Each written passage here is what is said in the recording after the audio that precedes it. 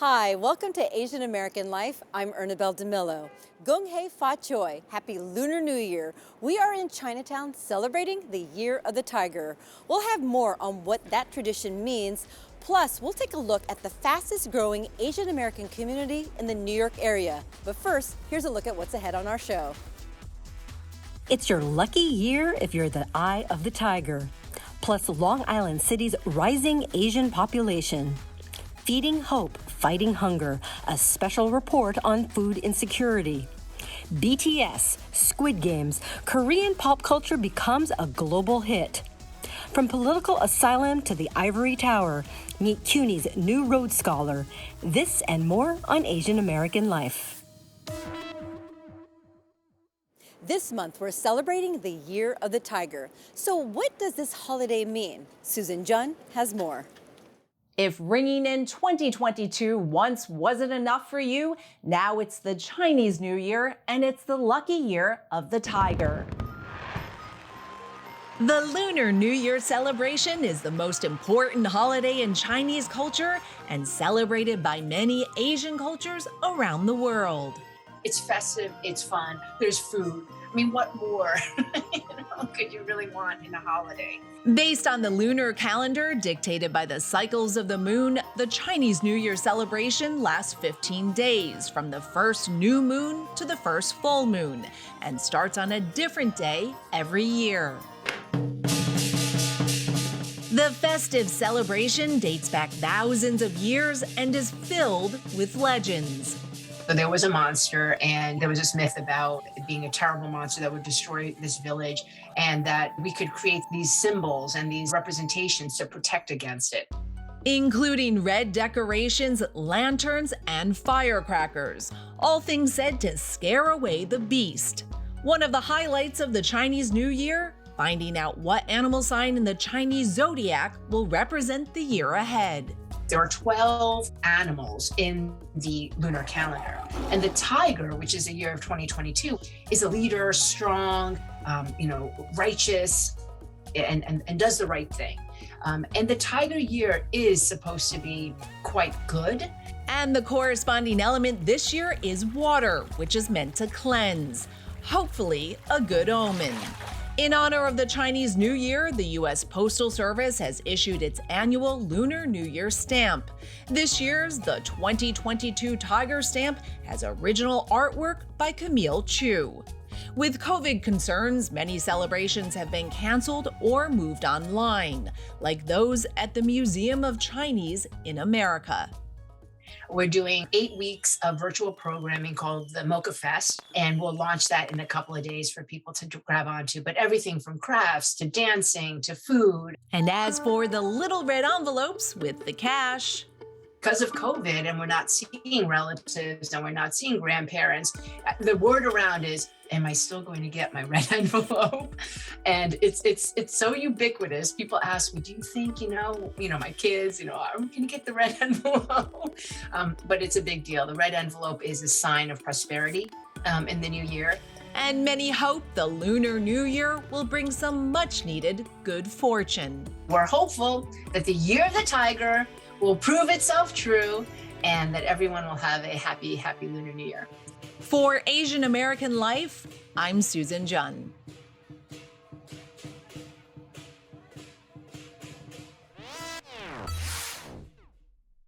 New York City's population is rising, up 7% according to the latest 2020 census, and Asians are leading the way. We found many are moving to Long Island City. The pandemic didn't stop Nigel Yanlong Wang from opening a tea shop in Long Island City. We try to bring the tea culture to this area. Teasy is just one of dozens of Asian shops and restaurants that have opened recently in LIC, where the Asian and Asian American population is booming. According to the 2020 census, 1 out of 4 residents in Long Island City now identify as Asian. Huang, who grew up in China, moved into one of the newest high-rise apartments after graduate school. The architect thought the neighborhood was ready for a tea shop. He opened Teasy in the same building where he lives on Hunter Street last spring. So the concept of this space is trying to welcome people to hang out here, especially young people in this area. While COVID has kept people from hanging out, they're still coming for tea, and Huang is now thinking about opening another Asian restaurant here. Chris Yu and his partners are also finding business is good in this neighborhood. Yumplings on Vernon Boulevard, specializing in Taiwanese dumplings, also opened during the pandemic. Building a restaurant or starting a restaurant business during the middle pandemic, to us was a little risky. But obviously in like the April, May time, we realized COVID wasn't gonna end anytime soon. The gamble paid off. They sold out of food within a few hours of opening. So when the line was out the door, we were really surprised. We were actually understaffed, we under-prepped, so our food actually ran out 2 hours after we opened, and we didn't know how to shut off delivery. So delivery kept coming in, but we didn't have any food. So we had to call about, I would say like 80-something customers just to apologize and offer refunds and things like that. In fact, the fast casual restaurant, which started as a food truck, has its roots in Long Island City. Long Island City was just the logical choice because my partners and I, we all lived around here at that time. Our first flea market before the food truck was in Long Island City. Our food truck was parked in Long Island City. So naturally, Long Island City was our preferred destination. The neighborhood has become the preferred destination for many Asian businesses, driven by the fast-changing demographics here. And this change is happening throughout the city.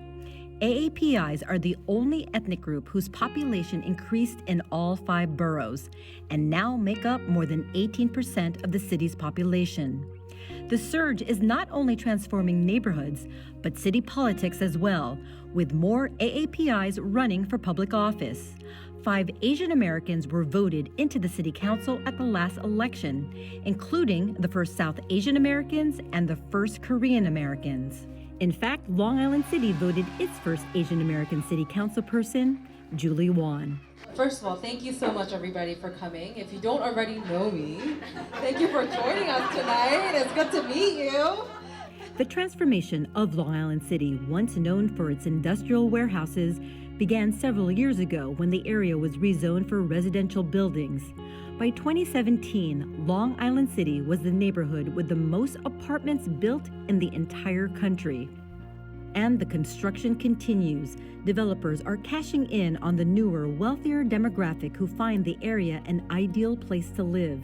It's a popular choice for international students from China and Korea, second and third generation Asian Americans, and young professionals, including jewelry consultant Katrina Mon, who moved here last May with her husband and their dog.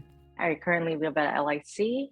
Love it here. Very young, very diverse. When I was in college, I used to live in Manhattan. And then later on, when I got married, I moved to Bayside, where it felt like a little bit more quieter. And during the pandemic, it kind of made the sense to kind of move there. Later on, you still miss the city life. So Long Island City was a good mix of Queens and Manhattan without really being in the city. Yumpling's Chris Yu agrees. Like the perfect place, right? Because you get away from like the busyness of Manhattan, but at the same time, you have like restaurants here, you have nightlife here. So this is a good location. But the LIC's popularity does have its downside. Rents are rising. Because I'm actually looking right now, and prices around here have just been insane. And it doesn't seem like they'll be coming down anytime soon. I'm Ernabelle DeMillo for Asian American Life. Food insecurity has been on the rise since the pandemic. 1 in 4 households has experienced food insecurity this year. But did you know that Asian Americans have some of the highest incidence of food insecurity in the country? From California to New York and along the Northeast region, Asian American organizations are stepping up to the plate to alleviate what's often overlooked in the Asian American community. On a cold winter afternoon, the crowd started to gather early outside the Vietnamese American Community Center in the Fields Corner section of Boston. The last 2 columns, last 2 rows of bags, so each row is 20, right? So the last 45, you don't put stuff in it. Inside, Nan Trong, a community organizer for Viet Aid, and a group of youth volunteers are making sure everyone waiting out in the cold can get a bag of groceries. Across the U.S., organizations like Viet Aid are responding to the rise in food insecurity. According to the Census Bureau's Household Pulse Survey, the number of households that didn't have enough food to eat reached a 5-month high in December. While Black and Latinx disproportionately experienced food insecurity before and during the pandemic, food insecurity among Asian American households jumped by 14% during the first few months of lockdown. At the beginning of the pandemic, what we've noticed with a lot of the seniors is that they were having trouble accessing groceries or foods that they would normally eat, kind of like be part of their daily diet. And so when they are, stuck at home with no access to the grocery stores or, their markets that they usually would go to, or they're, more susceptible to getting COVID-19, we wanted to act as a vehicle for them to get the groceries to them. Asian American organizations across the country saw the same pattern and responded to the crisis in innovative ways. In New York, Send Chinatown Love pairs would-be donors with struggling Chinatown restaurants and those in need. Heart of Dinner delivers prepared meals to seniors with a personal touch of a hand-illustrated letter. In Boston, VietAid started their food distribution program 2 years ago to respond to the dire needs of the Vietnamese American community in Dorchester, where poverty rates for Asian Americans is 27%, twice as much as the national average. And Nan says there's no sign of the lines abating. What people fail to realize is that any problem that happens to you can happen to anyone else as well. So if you look outside and you find folks, lining up for food, it's a struggle that they're experiencing in real time, And I think the model minority myth kind of acts as a way to negate their emotion. Model minority myth as a kind of like sort of vehicle to invalidate people's real struggles, because it's happening right here. We can see it here in the neighborhood. Nan says he's seen food insecurity firsthand as a child growing up in Fields Corner. When my parents had come over from Vietnam, their only kind of thought was survival. It was always like, what am I going to do to survive for the next day, and how do I get my kids the food that they need? Contrary to the stereotype of the crazy rich Asians, poverty among Asian Americans is high. Asian Americans have surpassed Black Americans as the group with the widest gap in income inequality, according to the Pew Research Center. In New York City, the number of Asians living in poverty grew by 44% from the years 2000 to 2016. What's important to know is that food insecurity isn't going away anytime soon, and it never has gone away at all.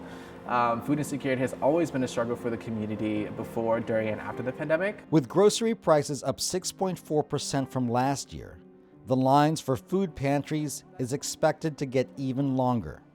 But Nan sees the silver lining. It's more than just nourishment they are providing in those bags of groceries. I'll hand out a bag of groceries. The next day, they'll come back and share with me a recipe that they did with that certain food item that they had in the grocery bag. And it's moments like those where it really shows that we're building a community here beyond just the walls of VietAid. We're sharing, we're spreading love, we're spreading kindness and compassion with folks. And I think that's really important in a time like this where everything seems very dire. For Asian American Life, I'm Rainer Ramirez. I'm Kyung Yoon. The Korean word Hallyu means Korean wave. Not this kind of wave, but literally the tidal wave of Korean entertainment, media, and culture that's been taking the world by storm.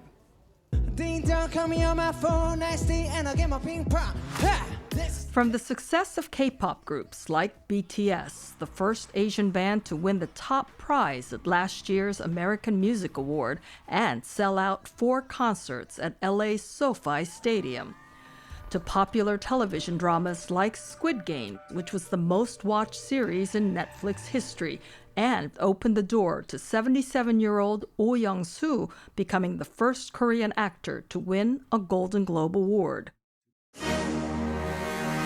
Korean pop culture has gone from foreign to mainstream in the past few years, surging in popularity and influence.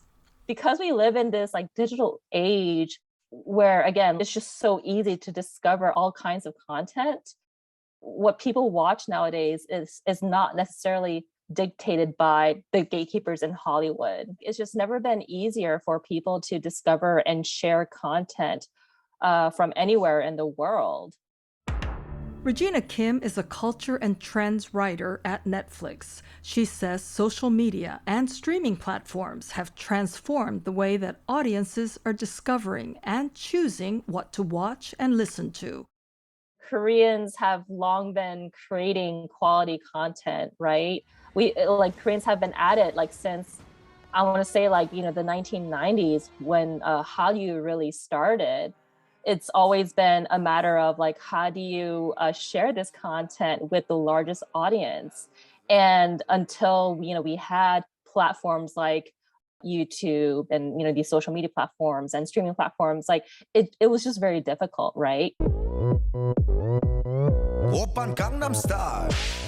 An example is this music video by the K-pop artist Psy, which has now been viewed more than 4 billion times since it was uploaded on YouTube in 2012. It kind of introduced people to something new, I guess, and something that many of them had not seen before. But then I think at the same time, people weren't really prepared to see Asian artists as individuals, as really talented, creative, and for lack of a better term, fully formed individuals. People were actually kind of laughing at Psy, kind of seeing him as kind of a caricature, I guess. And I remember at the time when I was scrolling through the comments on YouTube, I remember coming across some racist or borderline racist comments about Psy and K-pop and Koreans in general.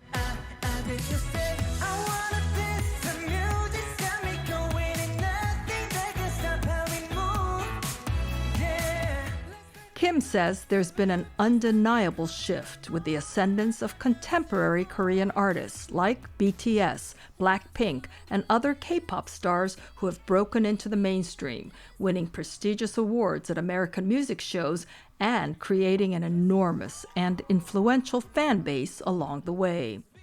Their fans are the main reason why they become so popular around the world, right? If BTS didn't have their army, then the music industry in the US would not be paying attention to them. But because these groups have such huge global fan bases, music executives in the US realized that they just couldn't ignore them. The media in the US realized that they couldn't ignore K-pop.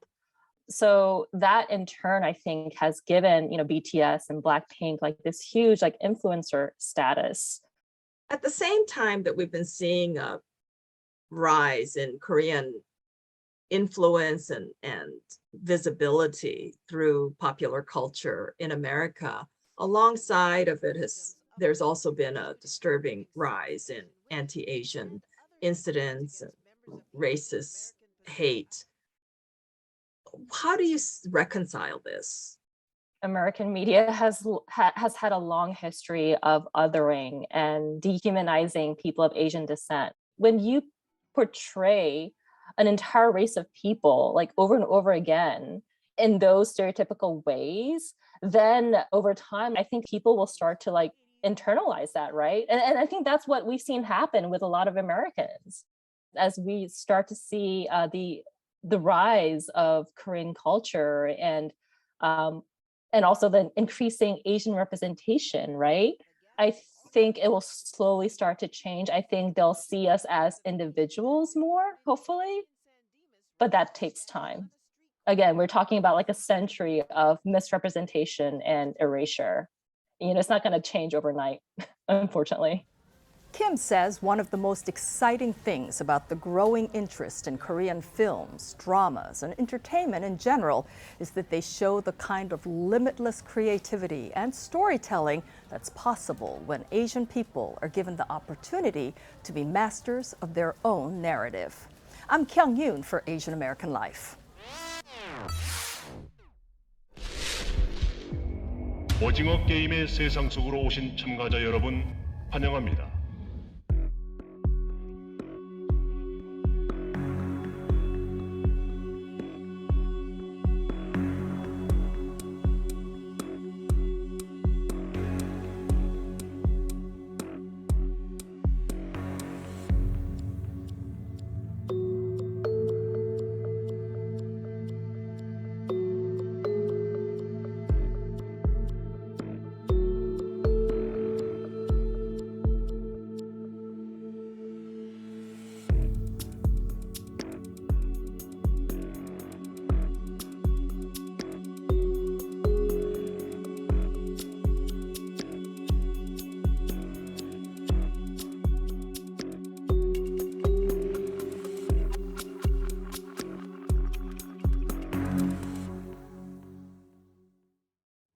Hi, I'm Reina Ramirez. Bill Clinton, Bobby Jindal, and Rachel Maddow are just a few recipients of the prestigious Rhodes Scholarship, which brings students from around the world to Oxford University, England. This year, a Hunter College student from Queens will soon be joining their ranks as the first Nepalese American Rhodes Scholar.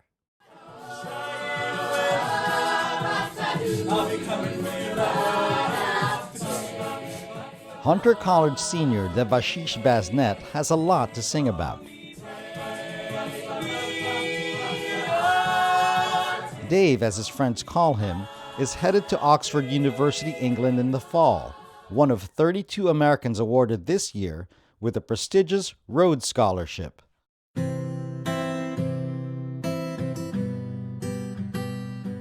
It feels exciting, but also overwhelming, because now it's an honor to represent all the communities that I come from.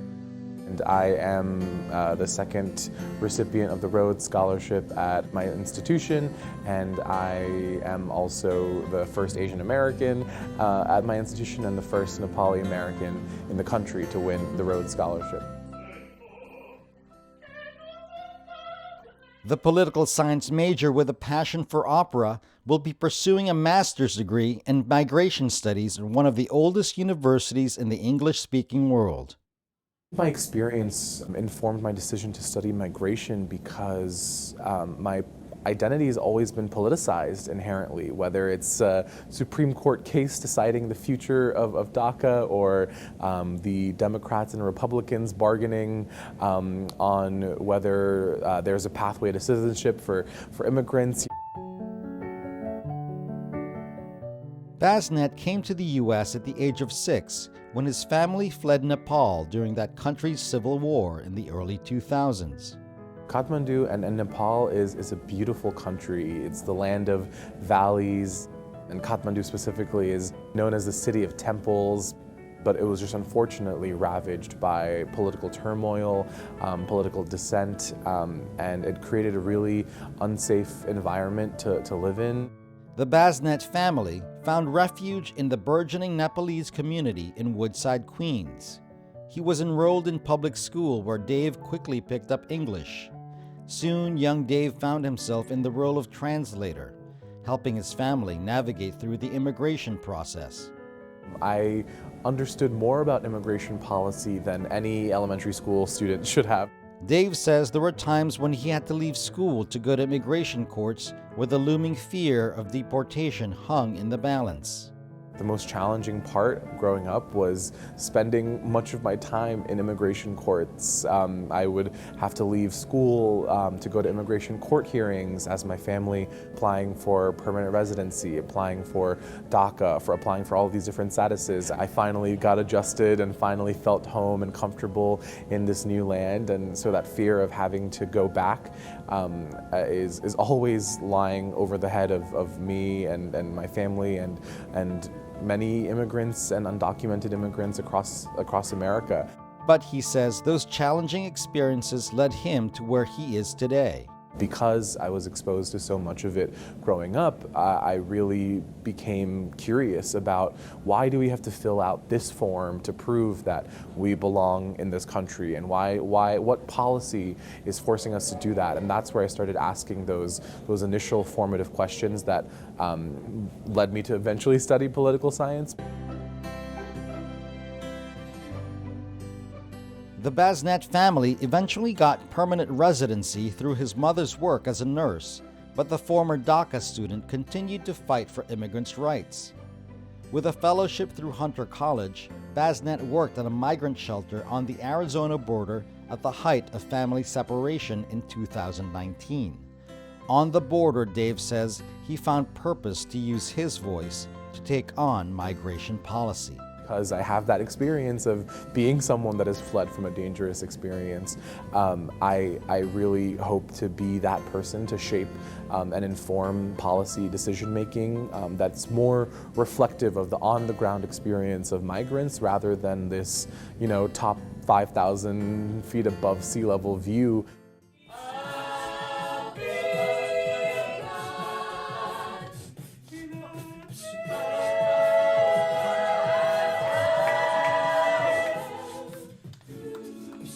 Asian American Life, I'm Rainer Ramirez.